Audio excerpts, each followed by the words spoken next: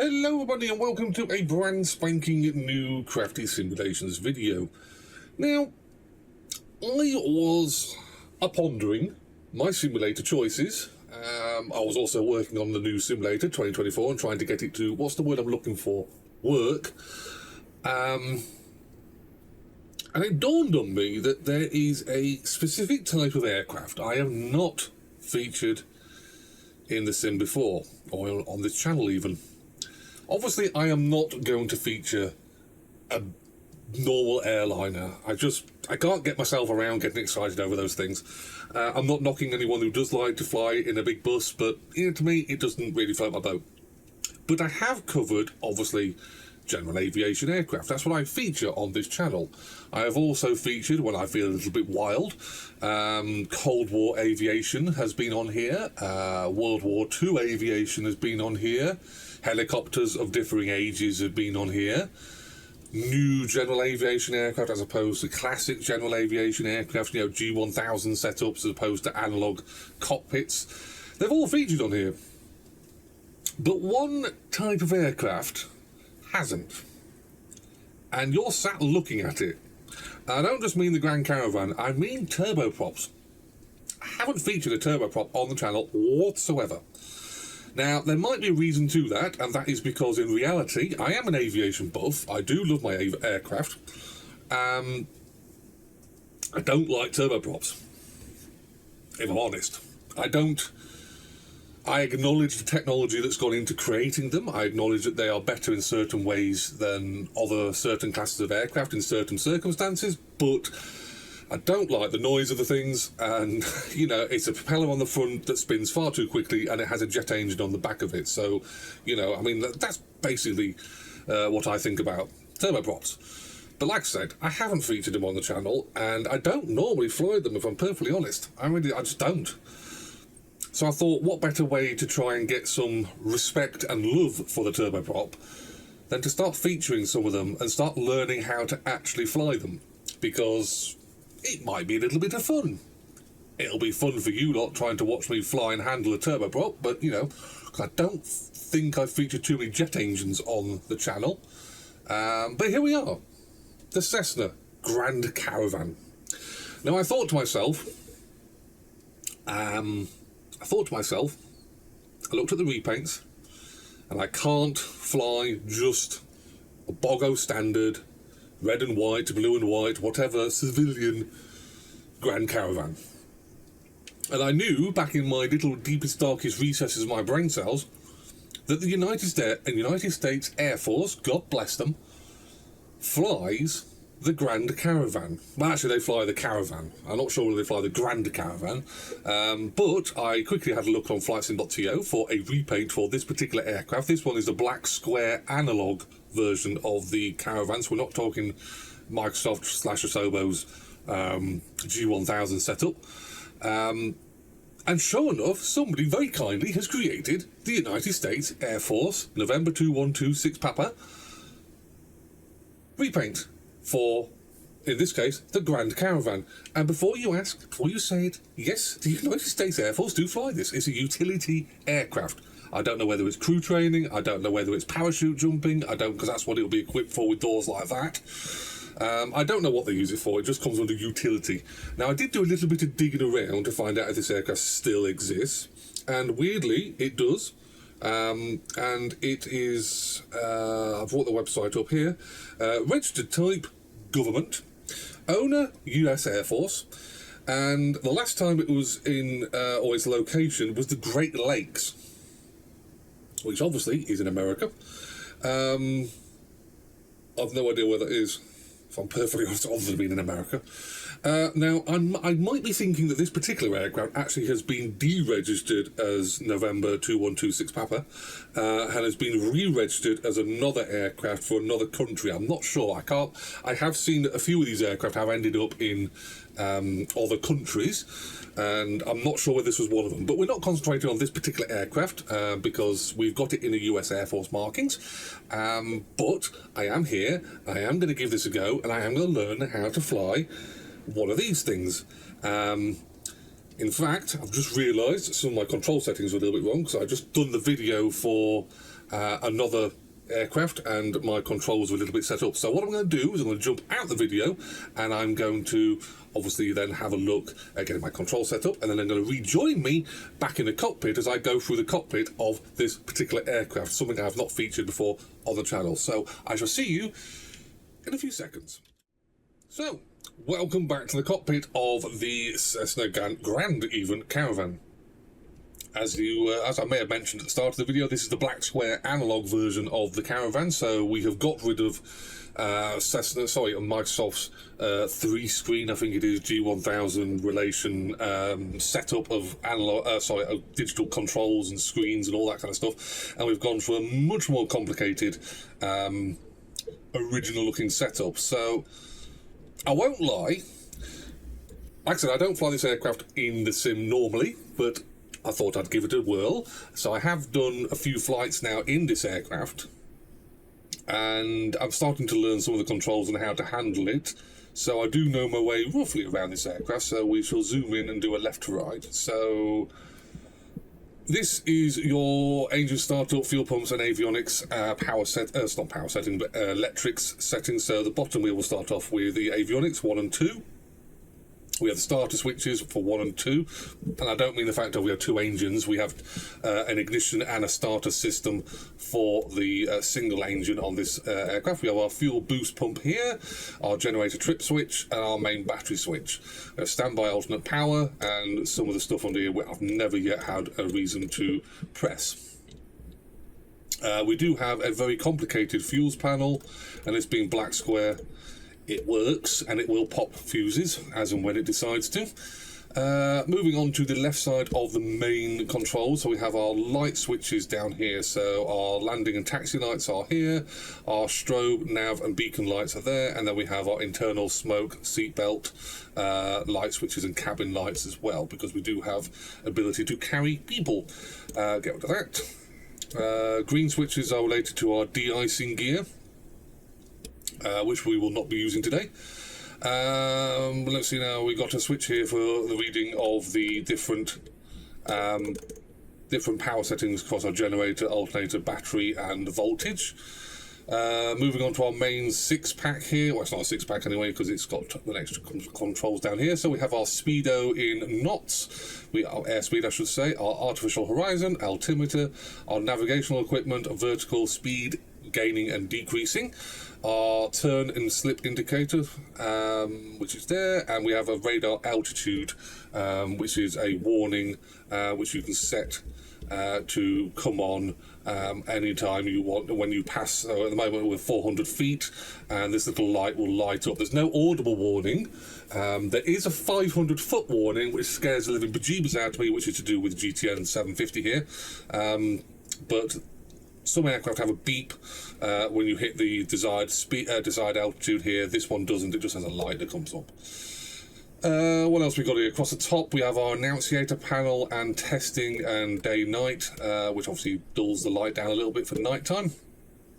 Our main engine gauges are across the top here. It's a little bit different than a propeller because we have obviously essentially a jet engine on board. So we have a torque level, propeller RPM, an ITT, which I think is internal turbine temperature, I think, something of that nature. We have an NG RPM. We have a multi-gauge here in the form of the oil and PSI and temperature. So it's a 3-in-1 gauge. We have our fuel flow, and we have our fuel left and right gauges. Before we jump onto navigation, Copilot has a standard 6-pack sitting here, which obviously is nothing to do with us because we don't have a Copilot and nobody would be brave enough. So navigation-wise, we are rocking my favourite setup here, the GTN 750. We also have a Garmin 430, I do believe that is, sat there, and we also have the KNS 80, which I think is not autopilot. No, autopilot is up here. So we also have the KR87 TSO. There's multiple letters here. This is our transponder unit, which obviously will work in coherence with the GTN 750, but we can manually set it to the obviously the on altitude reporting, standby, and turning it off, and then obviously activating which transponder. Being that we're VFR, we'll be responding as 7000. We have our autopilot here, which is set here, which I can use on my G1000 sat on my actual desk. We have a Bendix radar, which I believe is a weather radar. I believe this actually works. I was watching a few videos on how people who do know how to handle this aircraft were talking about it, and they said it actually does respond, so that'll be interesting. Obviously, at the moment, we don't have any weather to worry about. I've turned all that dribble off, just to make it a little bit easier on myself. You can swap out... go to that. You can swap out different... COM1 and NAV1 settings here, and COM2 and NAV2, so we can swap out and have differing navigational equipment. Obviously, I will be using the GTN 750. I don't know what this aircraft actually comes with. I doubt it's a 750. So, back on. So, moving to the lower part of the main panel, we have some lighting, internal lighting switches are here. We have parking brake, which is there, which obviously is covered up by our yoke. We have air conditioning, and we have some relating to cabin heat sat here. That one is very important, the old temperature. In fact, I'll turn that off actually when we get going. So, throttle unit looks a little bit sort of the same as what I remember a propeller-driven aircraft to be. So we do have obviously a throttle, we have a propeller position for the blades, but the mixture is a little bit different. It's a 3-position off, cut, low idle and high idle preset position, so you just move it up across the different positions.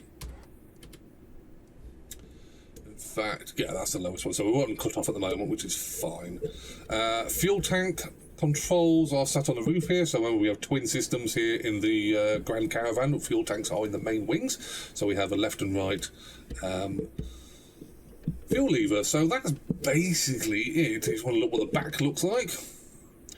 Obviously this aircraft is set up for carrying lots of people and obviously cargo, and what else could we do with this thing? We could do parachute jumps, obviously. It's been known to happen before. Cargo is carried in the cargo pod, which makes this the Grand Caravan. The normal Caravan, I do believe, does not have the cargo pod here in the bottom. It actually looks very weird. This aircraft without a pod does look extremely weird because of the undercarriage being so long in relation to the pod. So, the United States Air Force have gratefully even, loaned me the use of this aircraft, and I promised not to ding it in any way, shape or form. So we are probably going to get started with this aircraft. Now, my plans for this is a multi-series of videos of me trying to learn how to handle a turboprop. We are going to start small, and I'm going to start this aircraft the way I would start it, which is probably nowhere near how you should start it. I do have a proper checklist for this aircraft. Now, we will be going through that in a future video, and I'll be flipping all the switches how I should be doing. But I am trying to practice that off camera to try and not make a complete burk of myself. We are currently sat at RF Waddington, and we will be staying in the local area for today's video at the very least.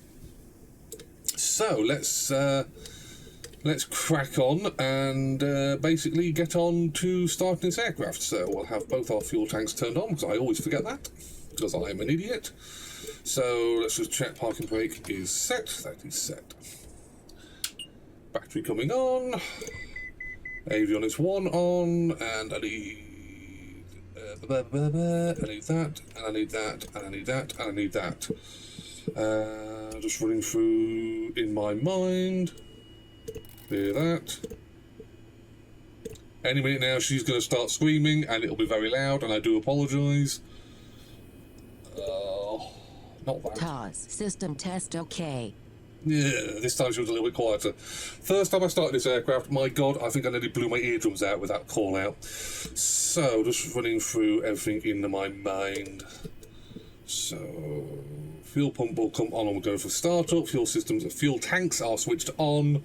That needs to be full up there. Mixture will come up, what I call the mixture, will come up on startup. Lights are on, parking brake is set. I think we're ready for a start. So, fuel tank, fuel pump is set to on. That is set to on. And we're clear on the left, clear on the right, and clear up front. Let's turn Trackir on.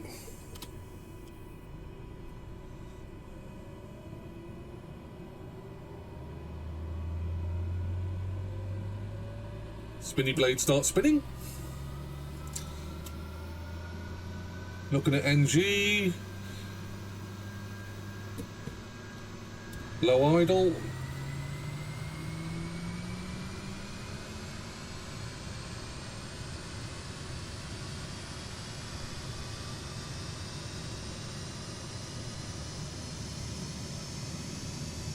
Other avionics coming on.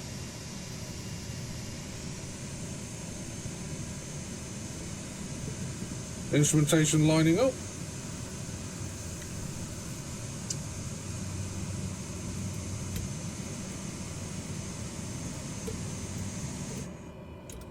Shut that up. Trackir is doing its usual. Right, so fuel pump set to no. Ignition off and off. Flaps down to one position.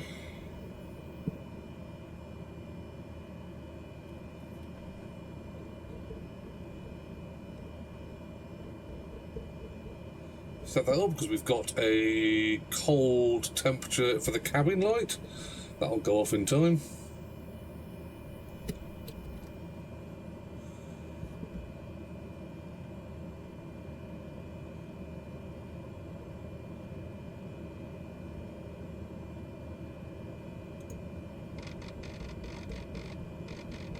Always find this cockpit a dark cockpit. Obviously it is a dark cockpit because it's got grey-black background there, but I always find it's a little bit dark in this cockpit.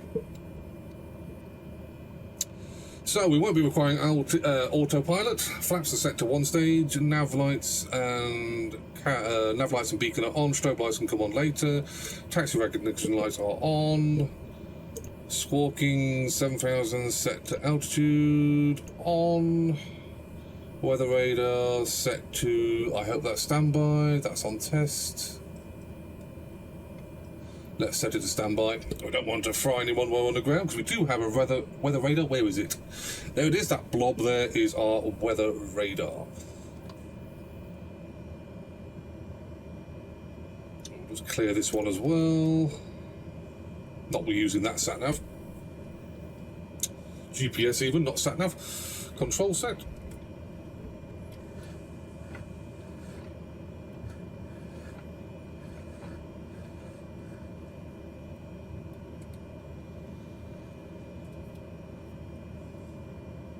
So let's roll out to the end of the runway.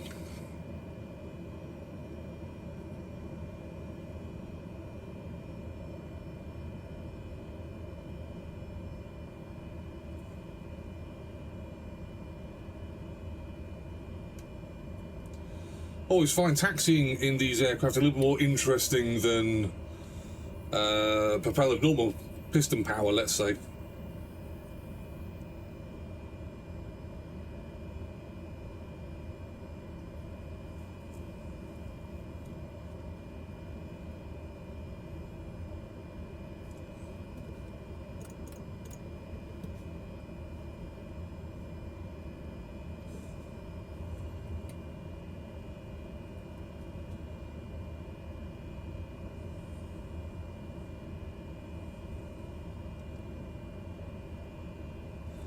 Clear to enter the taxiway.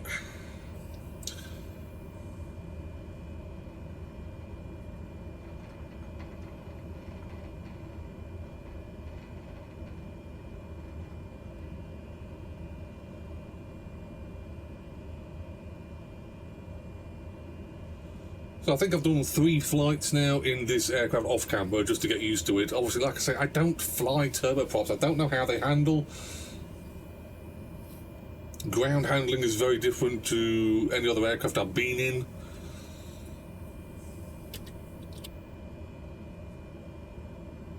so far, whether it's the fact it's the Grand Caravan or what, or it's a black square aircraft, it seems to be quite forgiving for my abilities or lack of abilities.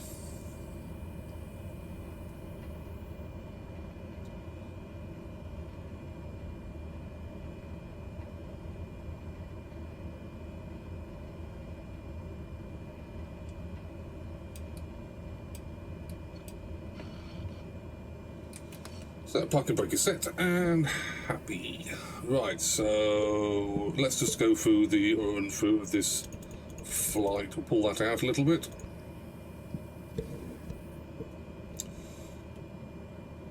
So we are going to be staying in the local area for this particular flight. It's going to be a circuit around Waddington. We'll be coming back in again and making a pass over the airfield to make another circuit to bring ourselves in for a landing. So we'll be briefing, let's just turn this on now. We can have the weather radar on, not that we'll be requiring it. Landing lights are on, taxi light is off, squawking 7000, that's correct. Autopilot is not required. Everything's correct, fuse panel is happy. Right, so we're making a left-hand departure here out of Waddington, probably no higher than about a couple of thousand at the top end, maybe 3,000 at the top end, to bring ourselves back in for a circuit into a landing and approach and a landing here at Waddington.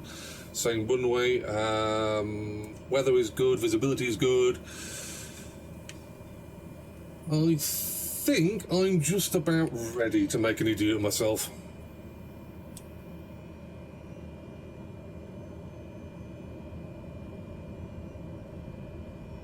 It's such a different sound to what I'm used to.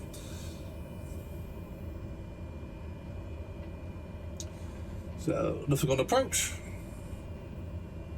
Nothing on the runway.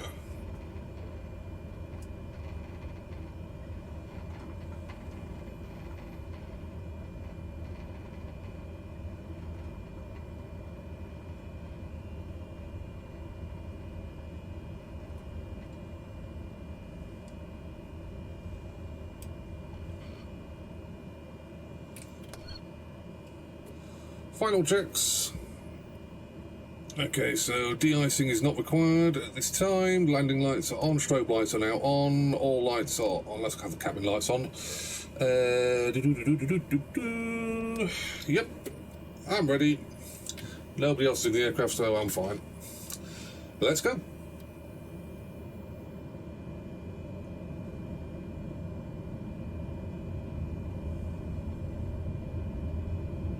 Airspeed is alive.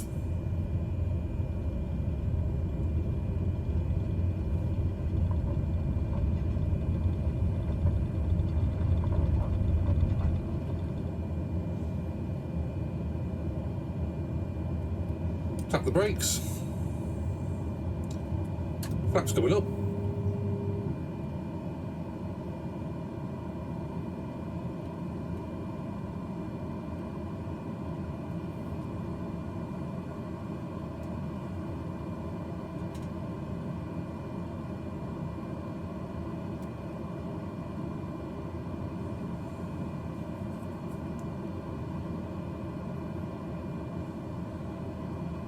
Great visibility today.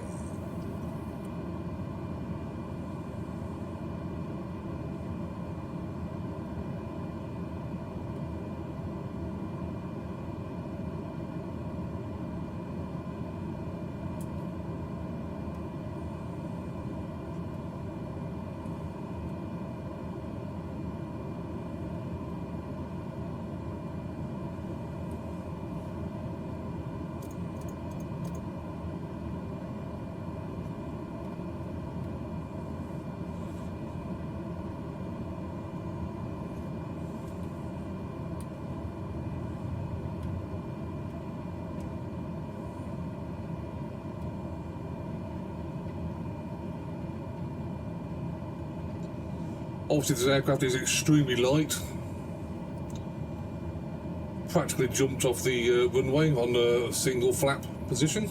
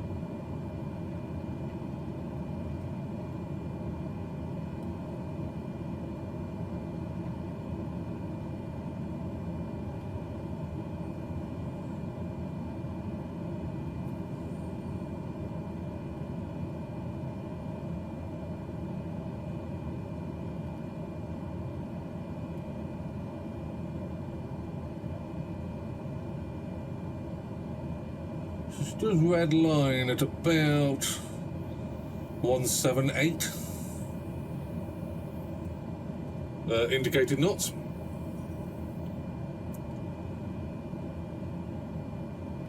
And being the fact that she's a turboprop, she does, like I say, accelerate very quickly. Obviously she's carrying literally nothing, so we are a light Caravan at the moment.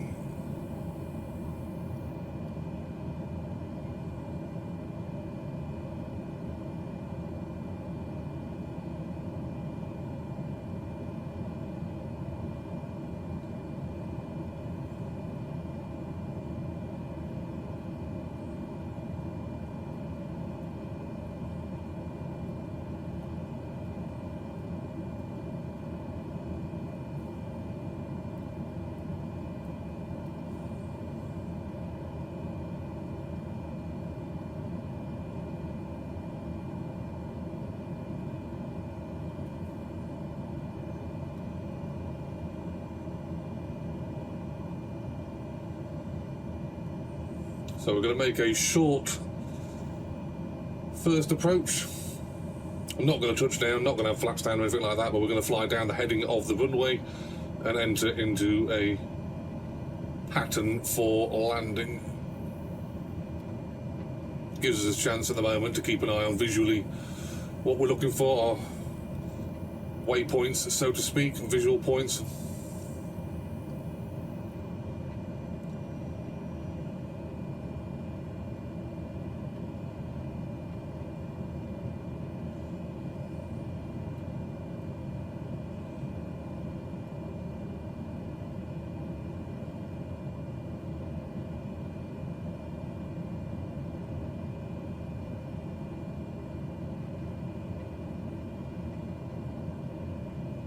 Of course, this being a black square aircraft, it is very, very realistic.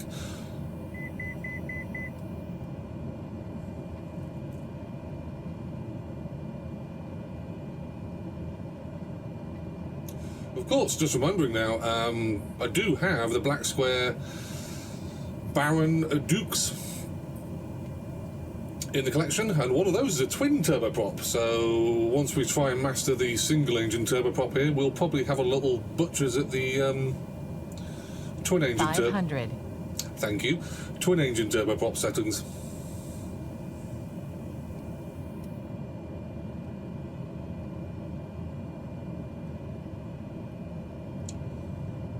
So we'll start our turn early, powering up a little bit. This aircraft does excel at hanging at low speeds. I don't know whether it's classed as a short takeoff or short landing aircraft, but it does land very quickly and in short distances.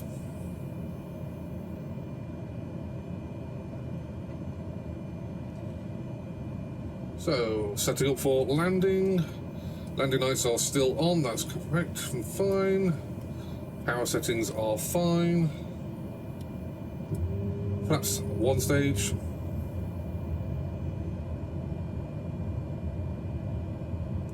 Just shy of 100 knots.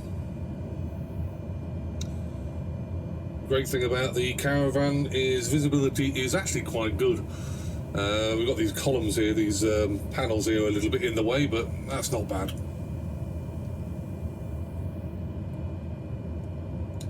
Got high wing as well, so that lends to better visibility. Right, so final checks for landing, all correct.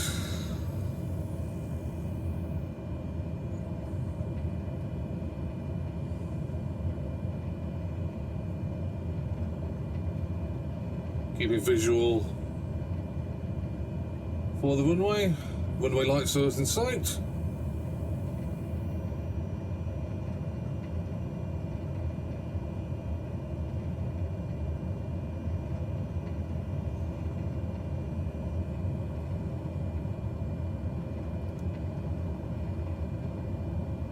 $500.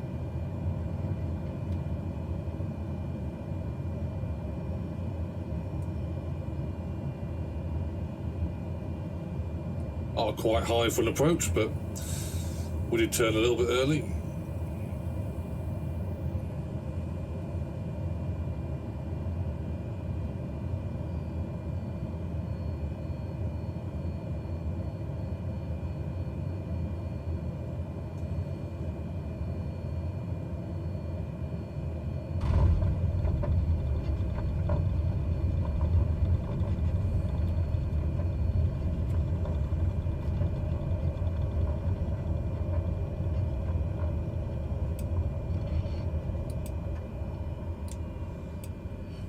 And there we are, back at RF Waddington.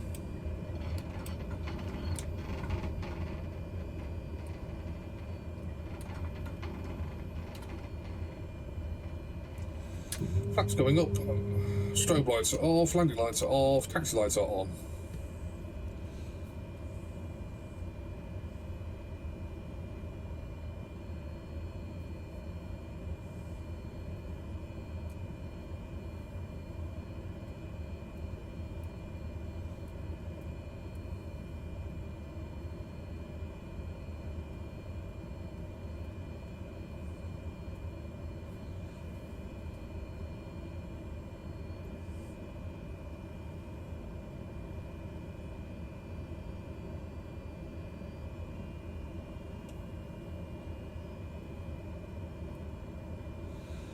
So that was a small little flight in the Cessna Grand Caravan. I will be doing a longer flight. So like I said, I do have a checklist for this particular aircraft.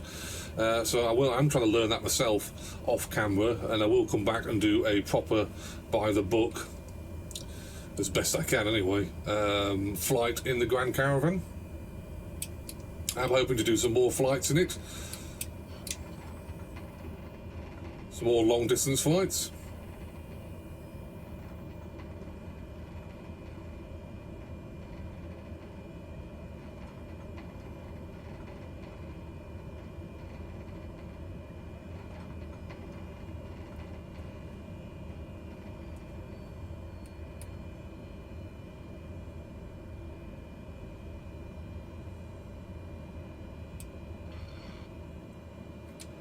Parking brake is set. Fuel pump is off. Nav lights are off. Sorry, taxi lights are off. Nav lights are off.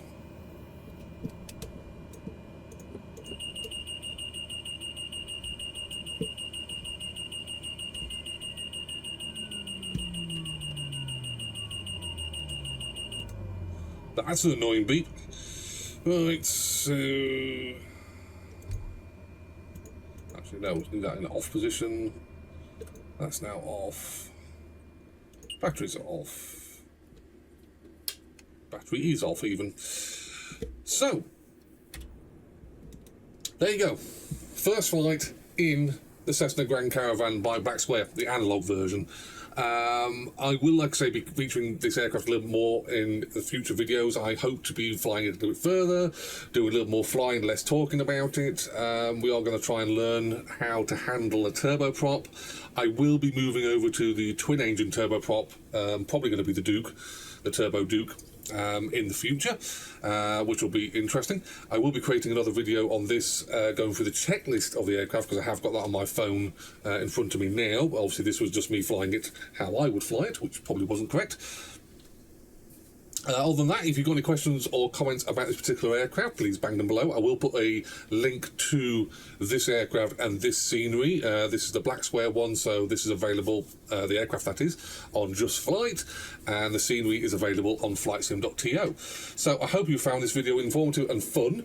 If you've got any things you would like to talk about on this aircraft, maybe some tips on how to actually fly a turboprop, please put them below, because I literally have got probably less than, I would say, 2 hours in total time on the sim actually on turboprops. So I would welcome any tips, guides, snippets, cheats, whatever it is, your assistance on flying and handling a turboprop here in 2020. So I will see you guys and girls in a future Microsoft Flight Simulator video very, very soon.